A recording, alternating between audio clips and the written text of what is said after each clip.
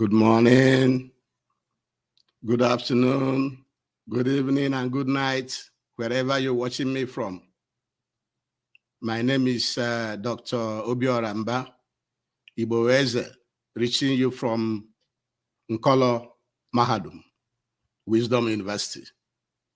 Thank you for joining me. Today's date is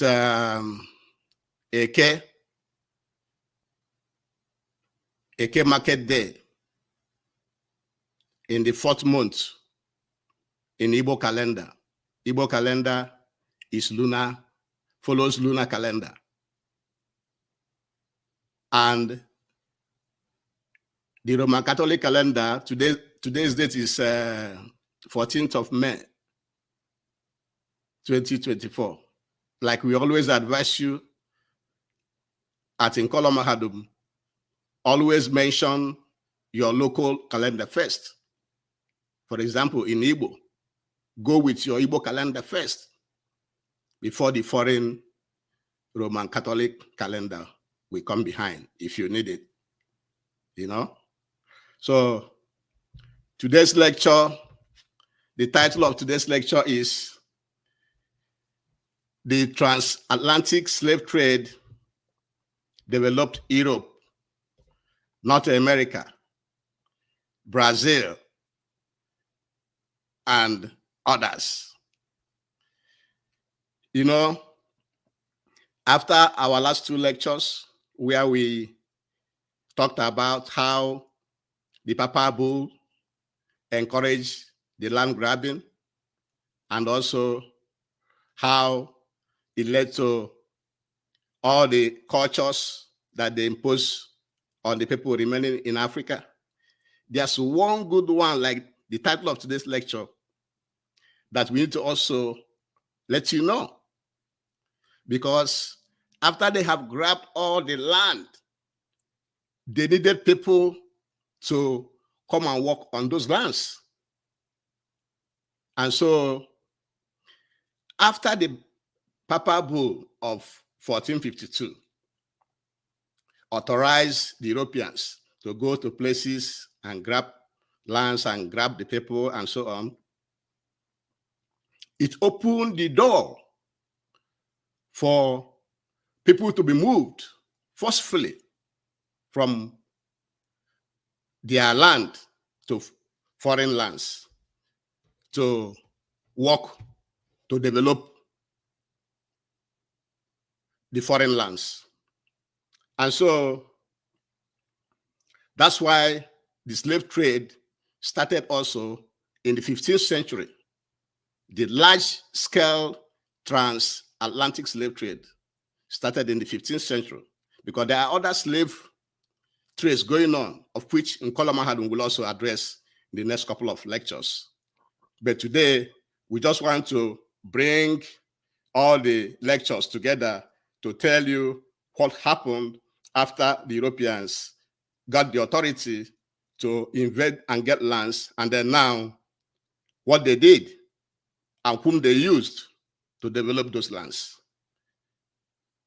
And so the transatlantic slave trade started in the 15th century when the European colonial forces of Britain, France, Spain, Portugal, and Netherlands. Netherlands is what you call Dutch. Also Belgium. In fact, all of them in Western Europe, they were all participants in this transatlantic slave trade. And so the labor from these slaves is what developed their countries. It is African slaves mainly that developed Europe. The way you are looking at Europe today, or America, or Brazil, it is our ancestors that really developed them. And I'll give you some timelines. Like in 1441, the Portuguese, because they were the first in Africa, in West Africa, they brought in only 12 slaves. Only 12 slaves. But soon after, the Pope authorized them, approved the grabbing of land and people and resources. The number increased tremendously. And so the first slaves arrived in the New World in 1502. In 1502, that was when the first slaves arrived in the New World. The New World is what they call Brazil and the Americas and the rest. And in 1560, the slave trading of Brazil became regular, with about 2,005 to 6,000 slaves kidnapped and transported annually. In 1637, the Dutch, which is the Netherlands, joined the Portuguese, Brazil, and Spain in the slave trading. Because before it was Portugal is the first, followed by Brazil and then Spain. But now the Dutch have to join them.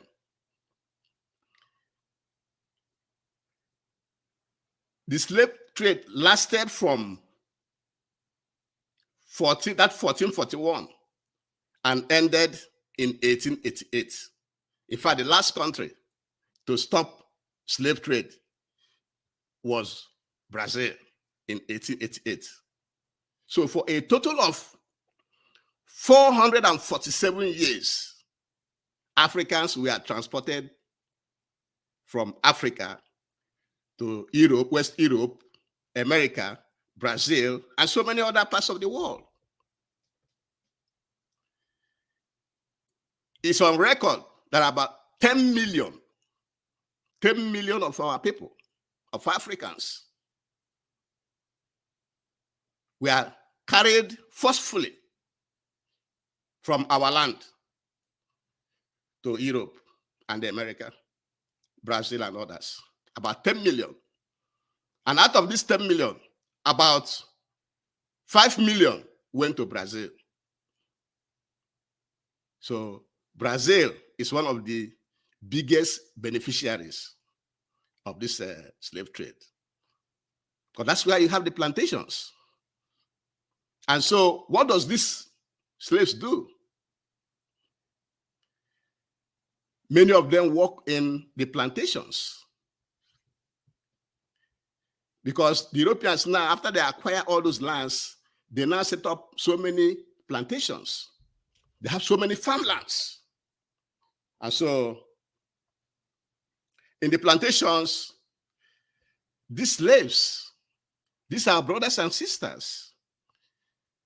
Some of them are picking the cottons, harvesting sugar, planting and harvesting rice, harvesting tobacco, growing and harvesting coffee, working in the dairy, weaving, washing clothes, butchering, and preserving. Very few of them worked in factories.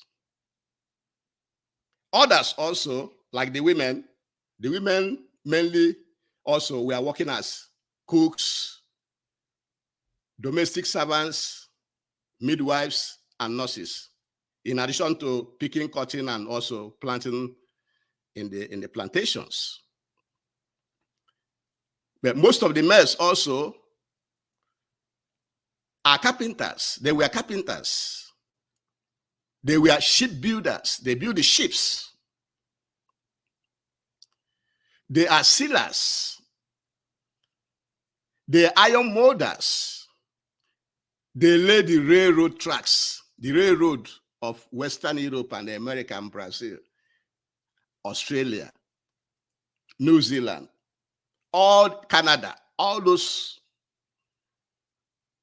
European countries, Western European countries. Because when we say Europeans means Western Europe, which is Britain, France, Germany, Portugal, Belgium, Netherlands, United States of America, Canada, Australia, New Zealand, and then Australia, New Zealand, and others. But Jamaica, because Jamaica was their territory also at that time.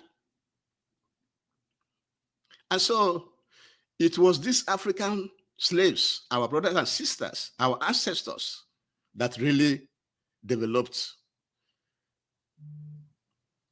the European lands. They are the ones that developed European lands. And before I continue, I will urge you please to subscribe to our YouTube channel, like our program, comment, so that we know how you enjoy the program. Follow us on Facebook and Twitter. And also share our programs. Share it to your friends and family members. Those who doesn't have internet access, tell them what you are learning here. That after the Europeans were given the authority to grab lands and kill people and take over their land, after they secured all those assets, the next thing is to look for labor to build their land. And where did they get that labor? From Africa, from our ancestors. Even they do place some advertisements during that slavery that a ship is coming from Gold Coast. Gold Coast is like ship coming from Ghana. Slave Coast is like ship coming from Biafra land. That slaves are coming with 300 people, with 400 people, young people, women and children. They're looking for buyers. They place adverts in newspapers for people to wait for the slaves and buy them. And so, even the first ship that transported slaves to America is called Jesus of Lubeck. The first ship that transported slaves from Africa to America is called Jesus of Lubeck.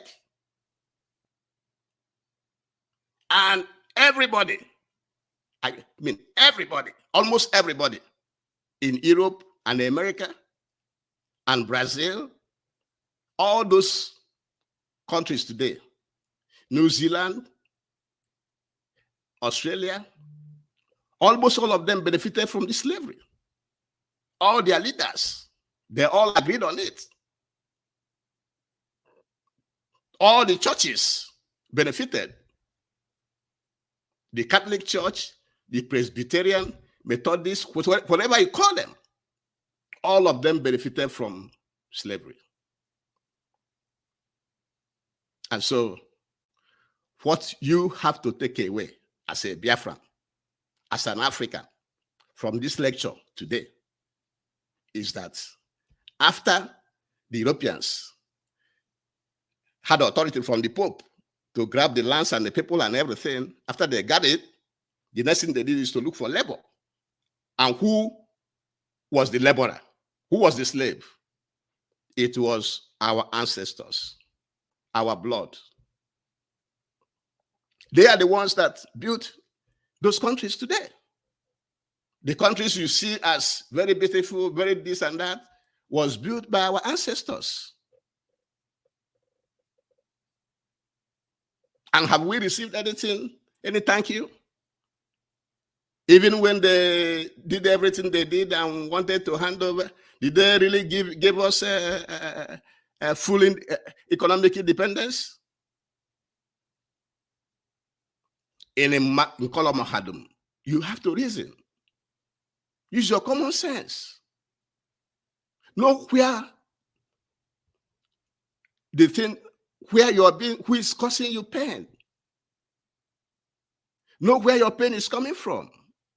Don't pretend as if you don't know. That's why Nkola Mahadum is here to lecture you, to tell you things from Biafran and African perspective. Whatever we are teaching you, whatever we are lecturing, we're lecturing it from the angle how a Biafran will be seeing things. A correct Biafran and a correct African, not those that are brainwashed. Nkola Mahadum is not brainwashed by anybody. We see things the way it should be seen by a Biafran and an African. So you should reason. Reason with your common sense. Know what is going on. Know how what is going on in other places is affecting you in Africa. That's why Nkola Mahadum is here, to help you to understand your world. And for you to know a lot of things were done to our ancestors who were forcefully taken for slavery. Do you know that they used iron to mark their bodies? Do you know that they were chained like dogs? Do you know that they are being sold like animals? Do you know that sometimes the males are taken away and the woman and the child is left for the colonial master, for the slave master? Do you know that? Do your own research. Do your own research about what happened to our ancestors for you to know. Nkola Mahadum is only guiding you. We are encouraging you to do your own research, perform your own research on issues, on lectures presented at Nkola Mahadum, so that you can learn more. So you can understand that Nkola Mahadum is correct, to let you know. And like we said, our lectures at Nkola Mahadum, we have to always try to make it short so that you can have time to look at it, listen to the lecture, assimilate it, and then take action. Understand your world.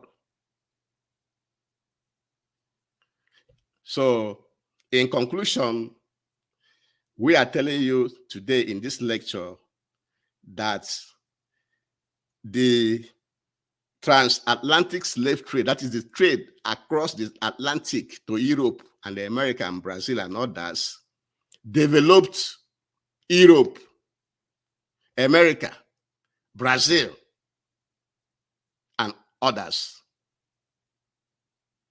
And majority of the countries in Western Europe participated. America participated. All the churches participated. All their leaders participated in the slave trade, in selling human beings like them. Imagine a human being selling a human being like you, like animals. You like it? You will say it's been a long time, you should forget it? Is that how to reason? That's why Nkola Mahadum is here, to let you know. So you can think right. Think right and do right. Don't just shove things back and say, oh, it doesn't matter. Yes, it matters. The slave trade and what they meted on Africans is affecting me and you today. You don't know? Before I continue, please subscribe to our YouTube page. Like our page, comment. Follow us on Facebook and Twitter. And enjoy our lectures. Go to our previous lectures, because our lectures are designed for you. Our lectures are designed to make you better, to make you understand your world. Go back to our previous lectures. It's important. And again, we at Nkola Mahadum is thanking you for joining us today. And before we end this lecture, we will not stop until we beg you to support Eastern Security Network.